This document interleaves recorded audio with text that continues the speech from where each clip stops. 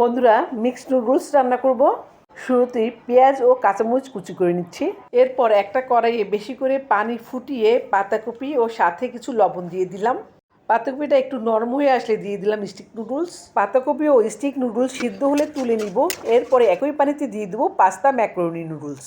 এই পাস্তা ম্যাকারনিটা সিদ্ধ হলে আমি একই পানিতে দিয়ে দেবো ইনস্ট্যান্ট নুডলস। এই ইনস্ট্যান্ট নুডলসে পানিটা কিন্তু আন্দাজ মতো দিতে হবে। সিদ্ধ হওয়ার পরে পানিটা যেন ফেলে দিতে না হয়। এরপরে একটা কড়াইয়ে একটু বেশি করে তেল দিয়ে একটু বেশি করে পেঁয়াজ কুচি, এরপরে দিয়ে দিলাম চিকেন কিমা, এরপরে দিয়ে দিলাম আন্দাজ মতো লবণ ও আদা রসুনের পেস্ট। একে একে সব গুঁড়া মশলাও দিয়ে দিলাম।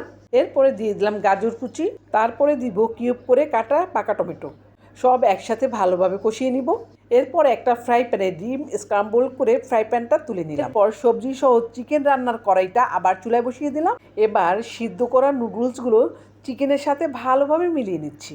মেলানো হয়ে গেছে, এবার দিয়ে দিলাম ধনেপাতা কুচি আর ডিমের স্ক্রাম্বল। সব শেষে দিয়ে দিলাম নুডলসের রেডি মশলা।